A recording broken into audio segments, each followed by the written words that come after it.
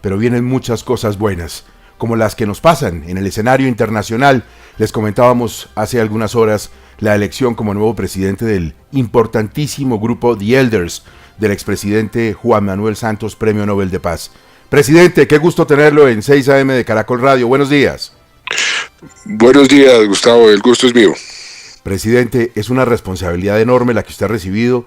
Usted ha venido haciendo parte de este grupo que influye de manera muy positiva en muchas de las cosas que pasan en el manejo del poder, de los asuntos de alto nivel en el mundo.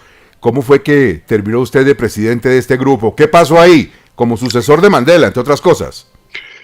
No, es un grupo muy especial que creó Mandela, y después el presidente fue el arzobispo Desmond Tutu, después el secretario general de Naciones Unidas, Kofi Annan, después la presidenta de Irlanda, Mary Robinson, y ella ya llevaba 6 años y decidieron que sería bueno un cambio, como sucede en todas las instituciones, y me ofrecieron ser el presidente del grupo y yo acepté. Es un gran honor, bastante más trabajo, pero es un gran honor, y sobre todo en este momento en que este grupo puede jugar un papel importante por las circunstancias que está viviendo el mundo.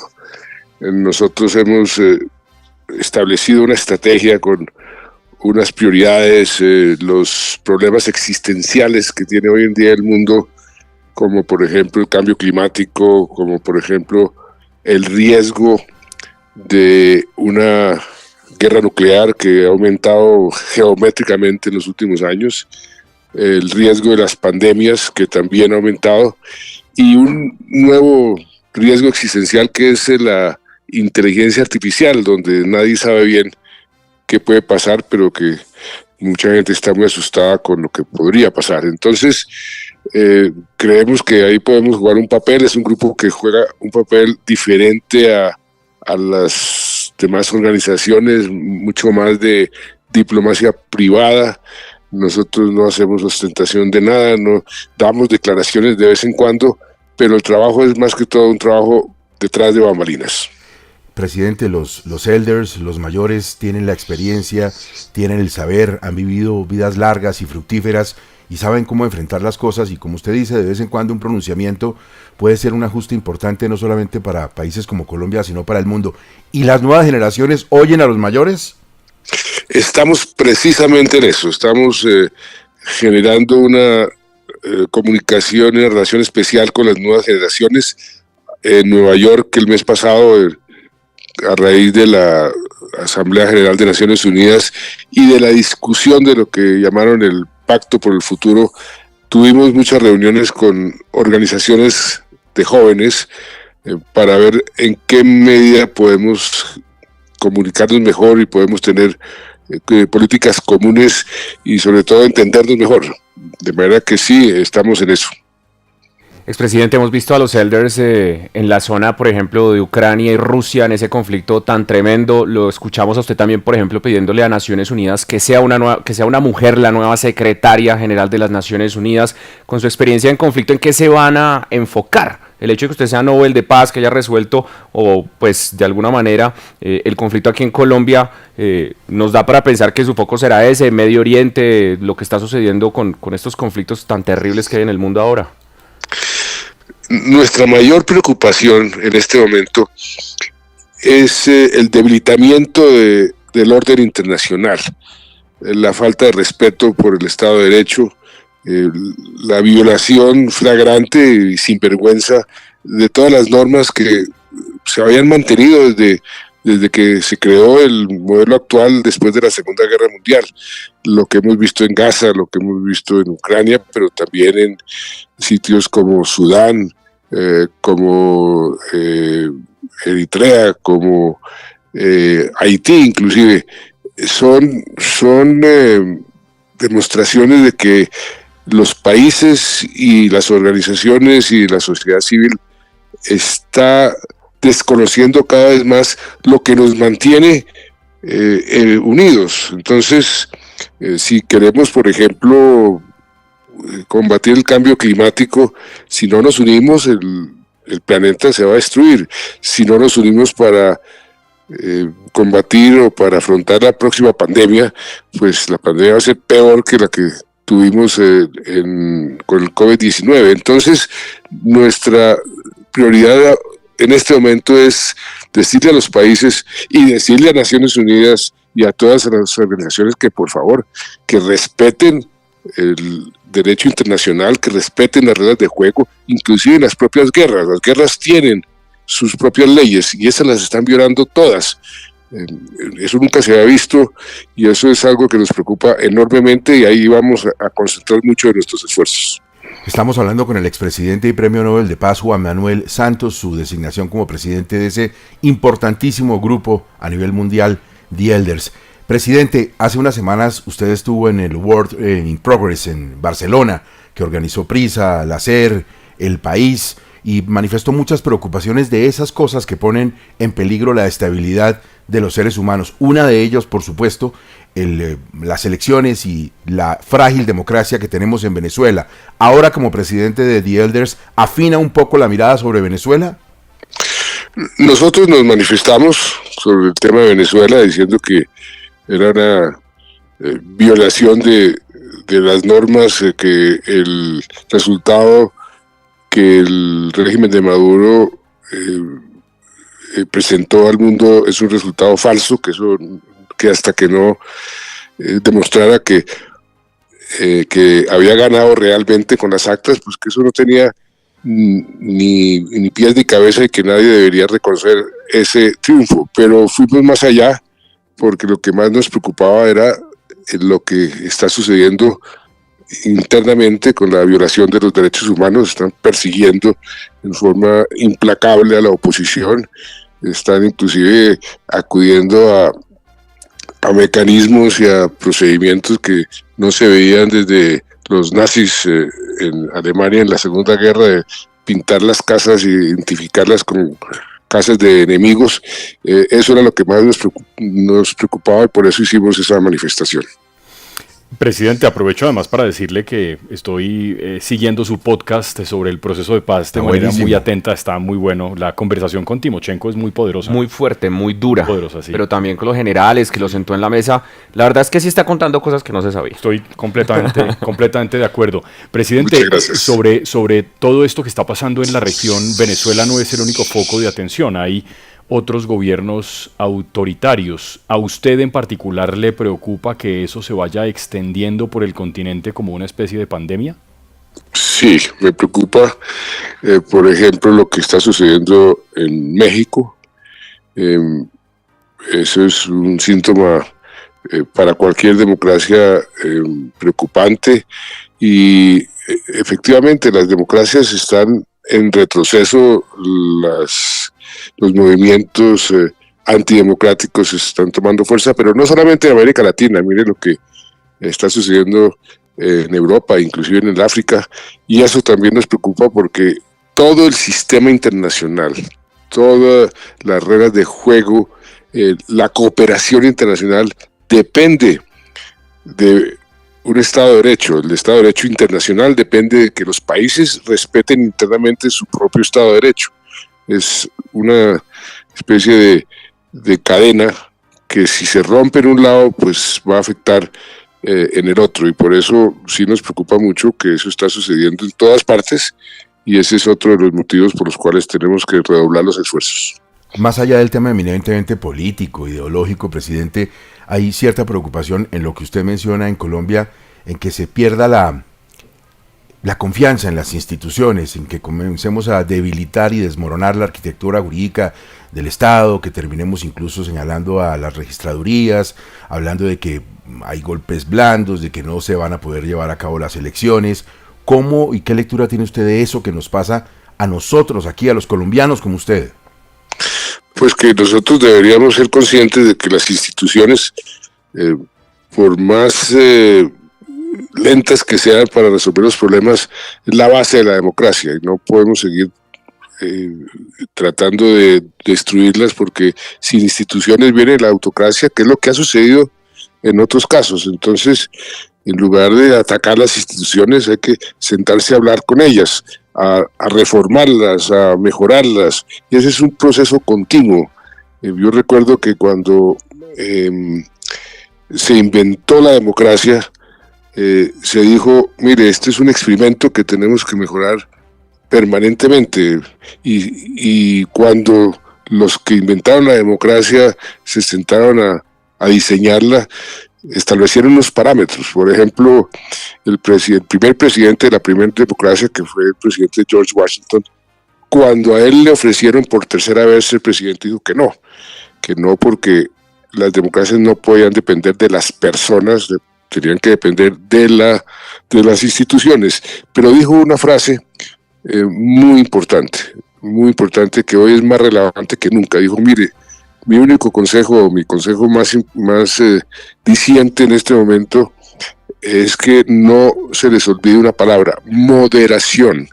Si pierden la moderación, pierden la capacidad de dialogar entre grupos que piensan diferente, y si pierden la capacidad de dialogar, entonces no hay transacciones y no hay soluciones, y es lo que está sucediendo en todas partes. La polarización impide el diálogo constructivo, y eso es lo que hace que las democracias sean inefectivas y pierdan credibilidad, y vienen las autocracias y vienen las dictaduras, y ese es uno de los fenómenos que está sucediendo en el mundo y que nos preocupa enormemente.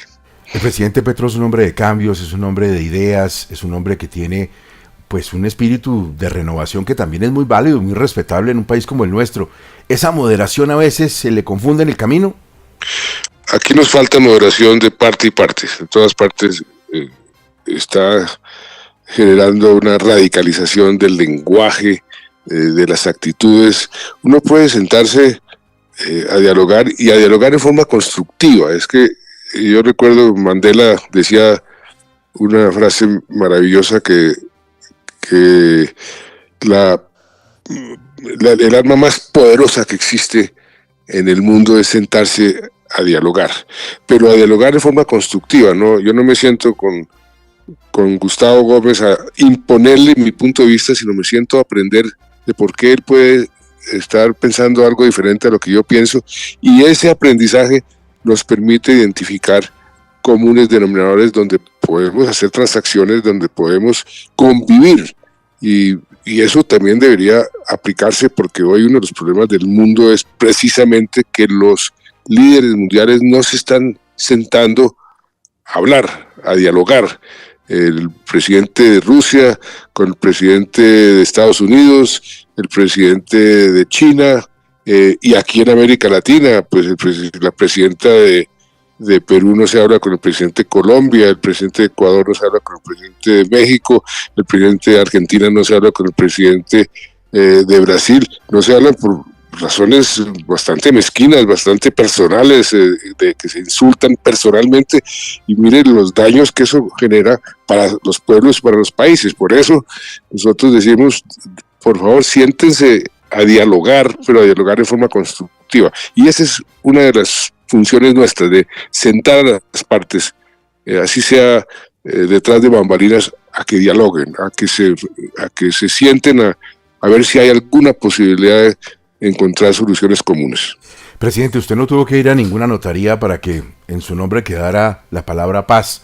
El trabajo que usted hizo, dedicado, valeroso, con un riesgo personal enorme, y el reconocimiento de la Academia como Premio Nobel de Paz, pues hasta el día en que usted muera, que ojalá sea dentro de muchísimos años, lo va a tener en un matrimonio indisoluble con la paz. Juan Manuel Santos, e inmediatamente viene la palabra paz. ¿Cómo vamos en la paz aquí en Colombia? ¿Estamos en el camino correcto? Pues infortunadamente la paz total del presidente Petro no está teniendo los resultados que todos esperaríamos, y lo he venido diciendo desde el principio. Se lo dije al presidente Petro en forma muy respetuosa. Para hacer la paz hay que tener rigor, hay que tener método, hay que planificar, hay que saber exactamente para dónde va uno, crear las condiciones para que esa paz se pueda dar. Y lo que hemos visto, tal vez por falta de experiencia, por falta de organización, es otra cosa. Entonces, lo que está sufriendo el pueblo colombiano es un incremento del poder de muchas de las bandas criminales, en varios territorios del país, donde eso lo que hace es dificultar cualquier solución pacífica, y no veo que eso se esté mejorando. Por eso ojalá, por ejemplo, en este último tramo del gobierno, esa prioridad que se ha anunciado de implementar el proceso de paz que se firmó con las FARC se vuelva realidad, porque esa es la base para otros acuerdos. Sin implementar ese acuerdo, los otros acuerdos quedan en el aire. Presidente, a propósito de eso, ¿le preocupó el incremento de los cultivos de área de coca sembrada en Colombia, pero sobre todo el incremento de la producción, que es absolutamente impresionante? Pues sí, yo no estoy muy enterado de los detalles, pero por supuesto el aumento de la producción de cocaína es totalmente inconveniente, porque buena parte de la violencia se financia con el narcotráfico. Por eso, por otro lado, hemos venido, y ese no es parte de los Elders, sino por otro grupo, hemos venido sosteniendo que la regulación del mercado de las drogas es la única forma para tratar de quitarle a los grupos criminales y a las mafias su poder, que es, a mi juicio, el problema número uno que tiene América Latina. Desde México hasta Argentina, en todos los países, el poder del crimen organizado ha venido creciendo. El control del crimen organizado de ciertos estamentos ha venido creciendo. En países que nunca habían tenido ese problema, como Costa Rica, como Chile, se ha presentado. Y ese es un tema que la región debe de afrontar como región también, porque eso necesita colaboración, cooperación para poder ser más efectivos. Precisamente Latinoamérica es una región sobre la que los Elders tienen el ojo puesto permanentemente. Yo no lo quiero meter en la minucia de la politiquería de Estados Unidos, pero lo que pasa en las elecciones en Estados Unidos lo vamos a sentir en toda Latinoamérica, incluida Colombia. ¿Cómo está viendo la fuerza de los nudos del viento en la contienda? Pues está muy peleado, y nosotros lo que esperamos es que el que salga elegido respete el derecho internacional, que fue lo que Estados Unidos originalmente ayudó y lideró cuando se creó Naciones Unidas, cuando se crearon todas estas instituciones, que ojalá el nuevo presidente o la nueva presidenta asuma un liderazgo de largo plazo, un liderazgo que sea capaz de tomar decisiones, así sean impopulares, que ese es otro de los temas que hemos venido nosotros trabajando en los Elders, la falta de un liderazgo de largo plazo, líderes que tomen las decisiones, como por ejemplo, a darle un ejemplo concreto, el presidente Kennedy, cuando se presentó la crisis con Rusia, con la Unión Soviética en ese momento, con Khrushchev, sobre la posibilidad de una guerra nuclear, contra la voluntad de sus asesores, contra la voluntad inclusive de su propio hermano, agarró el teléfono, llamó a Khrushchev, se sentaron a dialogar y arreglaron el problema.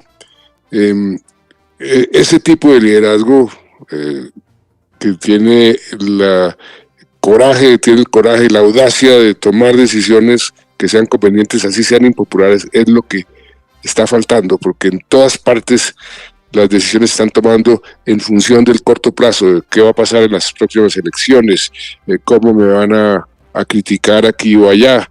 Entonces, pendientes del corto plazo, se les ha olvidado, o se nos ha olvidado el largo plazo, y ese es uno de los orígenes del problema que está sufriendo el mundo.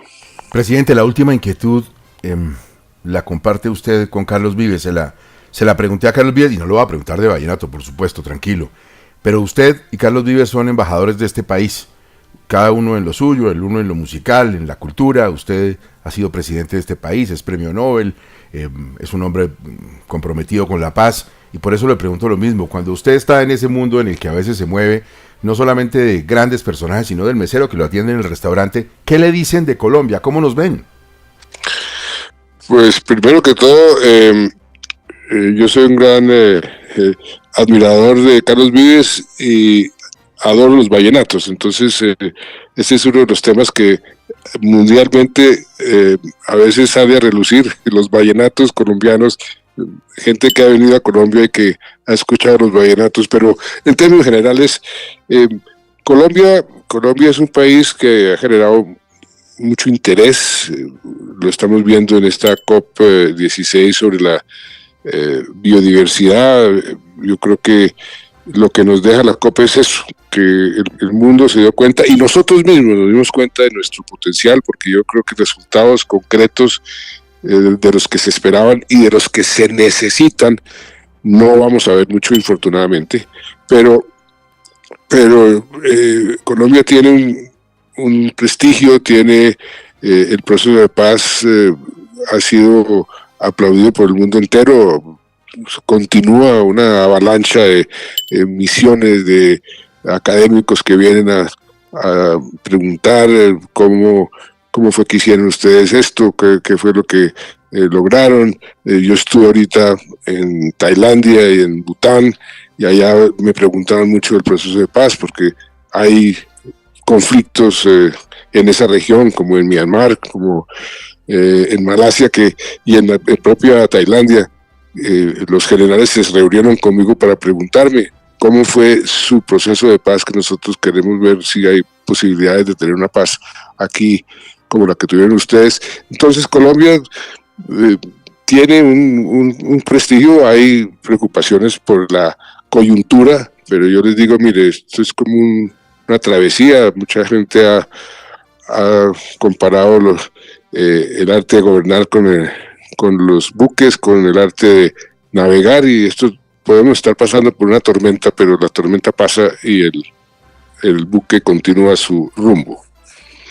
Pues señor almirante, muchas gracias, muy amable, muy contentos y felices con su designación como presidente de este grupo importantísimo de elders que visibilizará todavía más al continente, a la región y por supuesto a Colombia. Presidente, un abrazo grande y si no volvemos a hablar, una feliz Navidad, porque hoy comenzamos con el jingle de Caracol ya.